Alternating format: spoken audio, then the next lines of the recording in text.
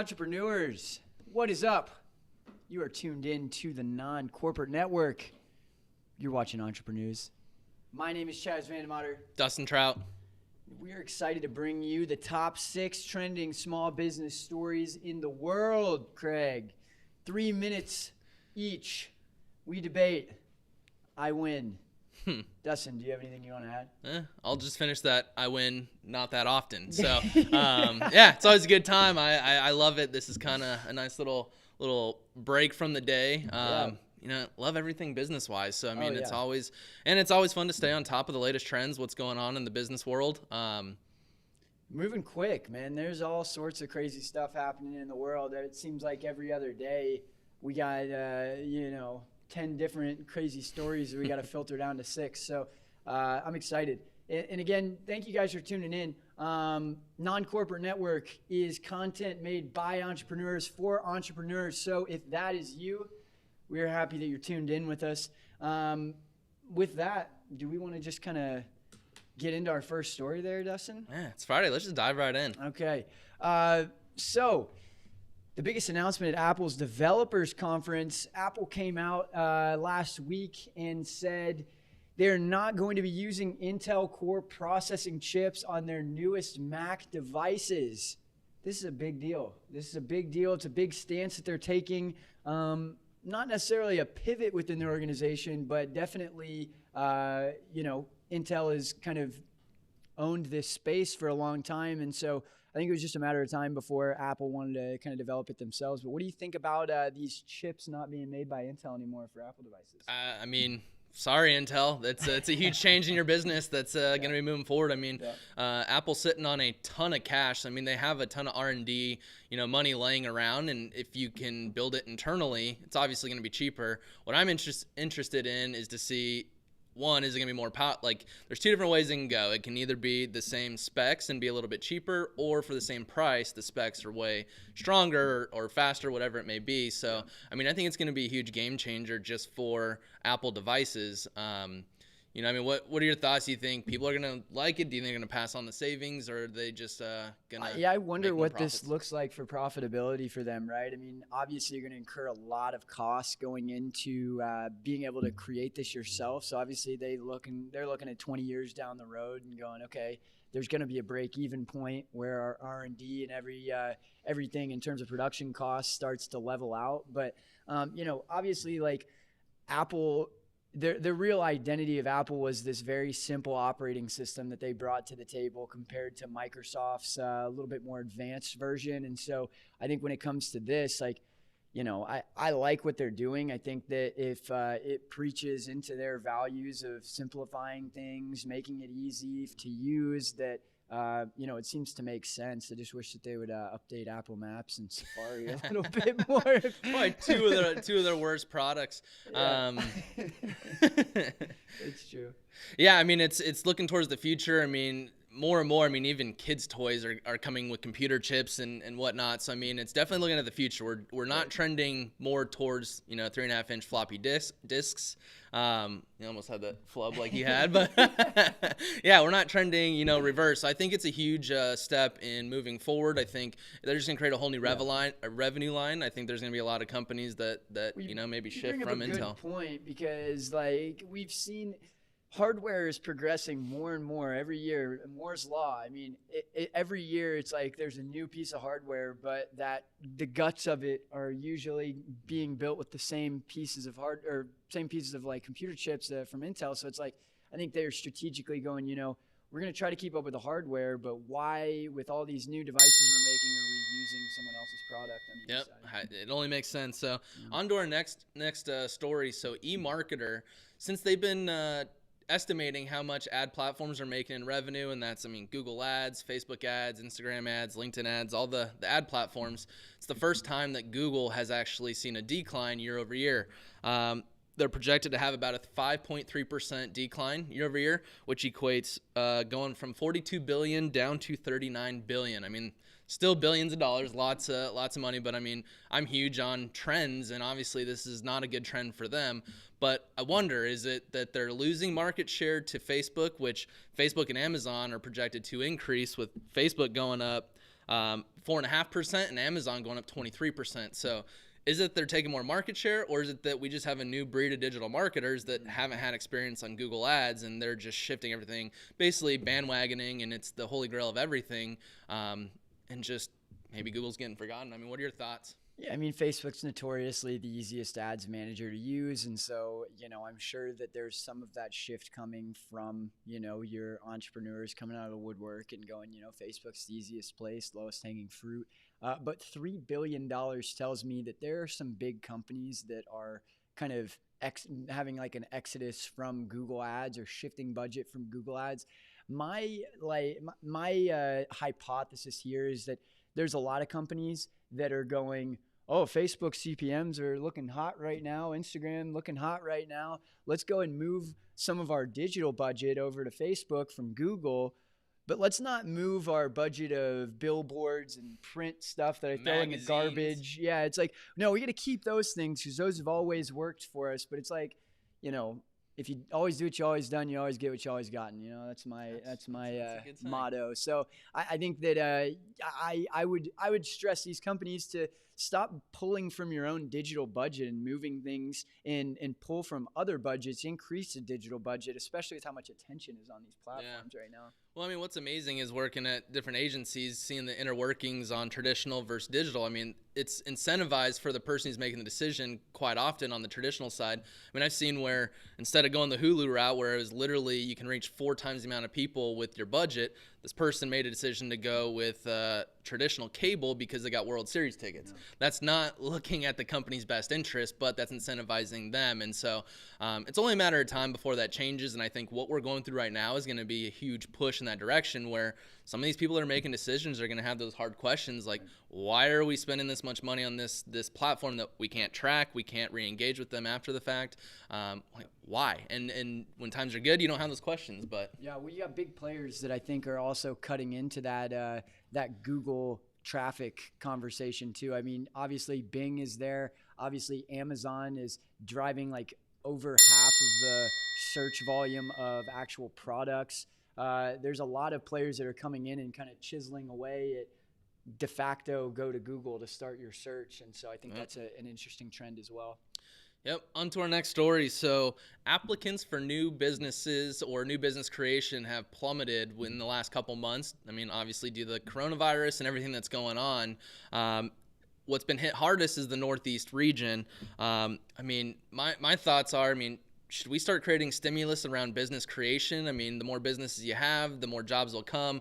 With unemployment going up, obviously we have, 40 million people just sitting around. I mean, they might be looking for jobs, but I think there's a lot of change going on. When there's a lot of change and consumer habits and everything, there's a lot of innovation and a lot of problems that can be solved. With that, there's a lot of business that can be created. So it's I don't know. What are your thoughts on just this trend? I mean, do you think that we should start figuring out stimulus around business creation? I used to work at a sales office, and they would incentivize people that, hey, if you go spin up, like if you get a certain amount of people on your sales team, that you then have the authority to spin up a sales office in any of these different regions. And depending on what region it is, there's seed capital that you're given to go and do that. And it kept people around because they were like, oh, I get 30 grand to start this business. Mm-hmm. That's what I need to keep the doors open, hire some people. And so, I think that's a great incentive compared to the non-incentive of, oh, I'm making more money in unemployment. Let me just sit on my ass. So it's like, I think that, you bring up a good point. But yeah, I think that because of this kind of Wild West, triple P conversation that, CPAs are making stuff up as they go. We're seeing people that are collecting both triple P, but they're laid off, but they're still getting triple P, but then they're also getting unemployment. There's so many different things happening right now that, again, I bring it up all the time. Why are we not making rules and like setting precedent before we just put these policies into play? It's like, well, let's hope it works out. But, if it doesn't, then I guess we'll just make some rules as we go. It's like, it's not the way to do things. Yeah, and it's not like we're talking just new policies. We're talking trillions of dollars of debt. Like that's, before I make a purchase on a new phone, I do a ton of research and everything. It just seems like, we need money here. Just throw it into the economy and let's see what happens. But it's, it's a little worrisome because it's like, you know, you have a rise in unemployment, you have a decline in business creation. I mean, what does that look like if we continue that trend for the next couple of years? I mean, it's well, the gig economy is growing, and I know that there's in Tulsa, Oklahoma, they're doing some incentives where they're offering people, if you hire a person that's in Tulsa remote, you automatically get like a $5,000 stimulus, or there's some incentives out there like, hey, we'll give you a bonus of $1,500 if you're on unemployment and you get a W-2 job or whatever it is. So it's like, I think there's things that are starting to come out of the woodwork that are helping to incentivize it. But you know, it's like when you tell a lie and then you have to keep making up more lies to cover your ass. It's like, that's what I'm seeing here is like, okay, well, we made this policy, but now we got to keep making more policies on top of it to like make the policy work instead of like admitting defeat and starting over. And it's like, yeah, I think it's funny to see how much we've been flip-flopping around with this triple piece. Well, hopefully that trend reverses. So on to our next story, Square. It's a POS system, pretty popular. Their stock keeps rising, but you know, as mentioned, it's a point of sale system. What they've done is developed a tool or a service to where any business can have anything delivered. They have functionality that you can have on your website that allows your website visitors to purchase something and have it delivered. Doesn't need to be a restaurant. It could be, I mean, Ace Hardware and delivering tools and whatever it may be. What's interesting is it's only $1.50 per delivery. So no matter how big the order is, it's only $1.50. More so, the company can pass that cost on to the consumer. I think their goal is to kind of replace these Uber Eats and all these delivery services that charge a percentage of the overall ticket. And that, I mean, that's a huge cut on profitability for the company. And so, I mean, it's the thought, I think, is awesome. Whether a POS system should be coming up with this or maybe a new company. I mean, what are your thoughts on Square trying to, or not Square, but yeah, Square trying to come into the game?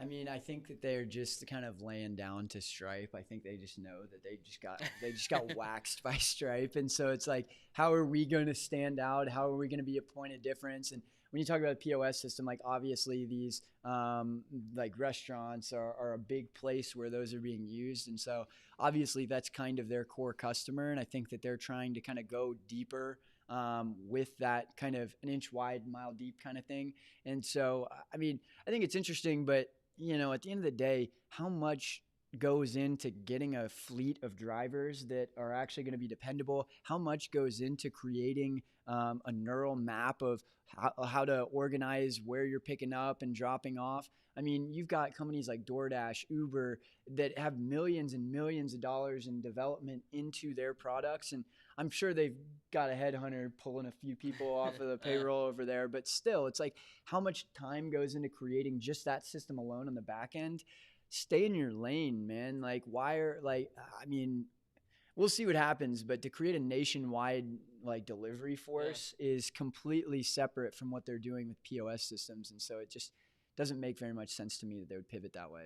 I think it's innovative. I mean, it's during these times you got to figure out how to pivot. I mean, kind of to your point, what I wonder is with all these logistics and having to figure out the delivery, how are you paying these delivery people if you're only making $1.50 on the delivery? So are you taking a big loss and running with this? How much cash do you have? Yeah, I mean, that's what it comes down to is how much cash do you have to fund this and let this get out there to grow your overall business base so that you can get more point of sale systems into businesses. I mean, it'll be interesting to see. I can't imagine the hardware game with POS systems is that lucrative. I mean, you know, like what do those things cost? Less than $500, at least, like probably less than $250 depending on what it is. So I can't imagine. I mean, I know sometimes they're just giving them there to incentivize them to have them and use them, but because they make their money whenever a card is swiped. Yeah. I mean, that's how they make their money. But you know, the like not the non-touching, what do we call that when you contactless payment? Contactless payments. I mean, that's a trend, so maybe they're going to capitalize a little bit there. But on to our next story here. Congress investigating how data broker, what's the name of the company? Ventel has been selling location data to government agencies such as the Homeland Security.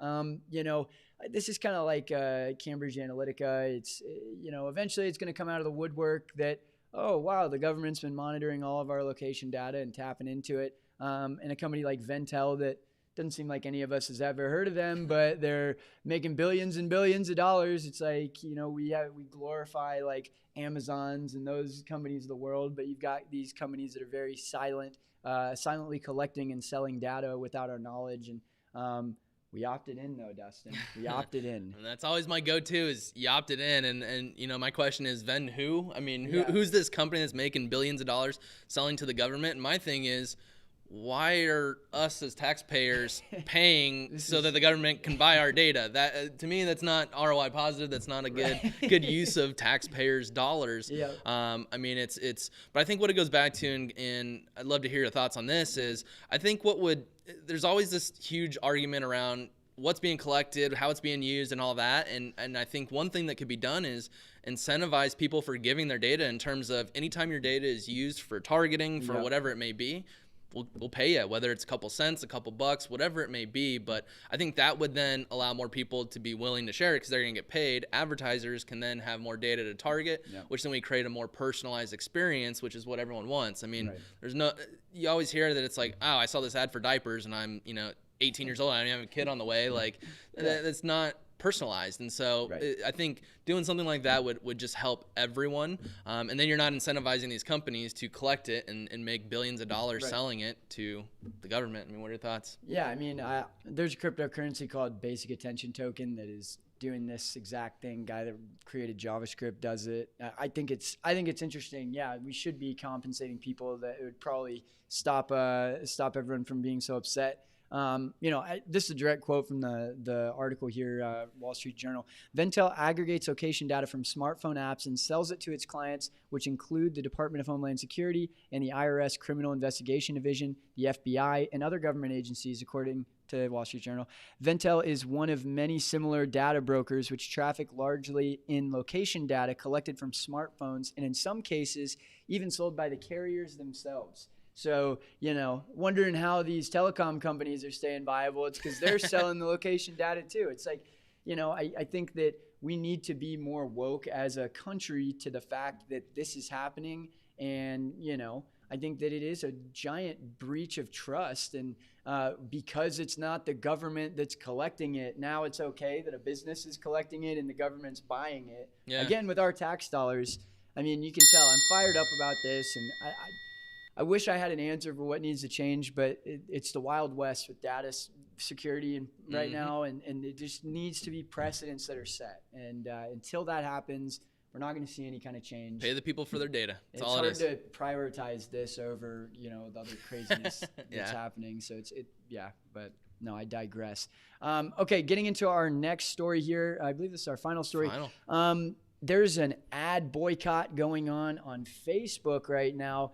Companies such as, there's a lot of them, Mongolia Studios, REI, Eddie Bauer, Verizon, have all pulled their ad dollars off of Facebook until the end of July, I believe, in response to Facebook kind of not taking a stance against kind of this monitoring of content and hate. And so I think that this is an interesting trend and definitely something where you're seeing this exodus off of Facebook. I wonder if that story we discussed earlier is going to kind of balance back out. But I think it's interesting. These brands are going, we know CPMs are low. We know that this is a viable ads channel for us. And even still, we're going to pull to set our precedent. And I think part of it is because, there's a lot of client uproar and they want to kind of position themselves as, we want to stand with our customers and fight hate, especially online. And so I think it's interesting, but, I wonder where Mark Zuckerberg is as the stock price drops. But, yeah, I mean, we just looked before this. It's down 5.5%. I mean, Mark Zuckerberg came out and said they're not going to change their policy based off of losing revenue. They're going to continue on their stance. It'll be interesting to see what happens. I mean, my thoughts are, sweet, let's invest more money into Facebook ads because CPMs are going to go down this next month. Take advantage of that. But, one thing that kind of stuck out to me was, sure, Verizon pulled out, but they're spending $2 million a month. And going back to where people are spending their dollars, it amazes me that a company that probably has, 50, 60, 80 million a month in overall marketing budget, probably more, such a small sliver is going to social. So I mean, it is a hit for Facebook, but I mean, most of the revenue comes in from small business, which I'm sure are going nowhere. So there's a lot of small businesses that will probably reap the benefits from this, just because the overall cost to reach people is going to go down.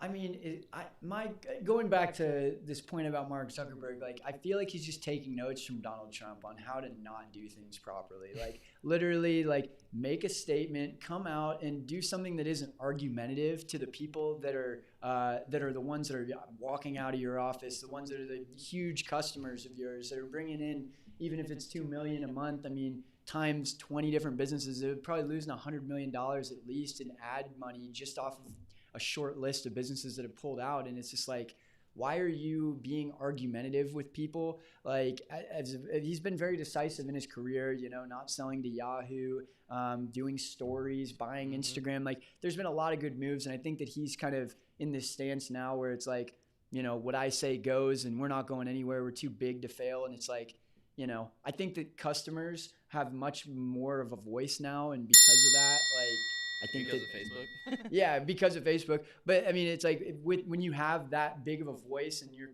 kind of aggregating people into digital communities online, you know, information travels quicker and things happen quicker. And so I think that customers as a whole are becoming a little bit more woke, which is good to see that, you know, if we pull together, we can kind of make some changes. So yeah, I think it's exciting. I mean, I don't think it's going to last forever. So, I mean, I think the two big things are costs are going to go down, spend more ad dollars on Facebook, invest some dollars into their stock. I think, I mean, it's going to come back. It's going to come back. Either he'll change or something will happen. I mean, they are pretty big, but even if it's not going to be a 2-3 year run, I mean, there's going to be some money to be made here in the next couple months because it's down 5%. Oh, yeah. Well, and I think it's crazy, too. I was again, pretty surprised about Apple and their manufacturing of the chips. That was a big thing they came out and said. Yeah. No, I think the Google story is what interests me because it's like, I mean, you know, been doing digital marketing for a while, and it's anyone I talk to that's new, it's like, it's always just like, oh, you know, Google Ads. Like, I think it's like kind of it's older, and I think it's more people just don't want to learn it, and they're just, Facebook is easy. So, which I think creates more opportunity on that platform. Yeah, so definitely. Well, if you liked any of these stories, definitely let us know. If you have stories of your own that you want us to discuss, happy to do that. If you're looking to start your own show, you want to spread your message to entrepreneurs, we are here for you. Reach out to us, ncnbroadcast.com.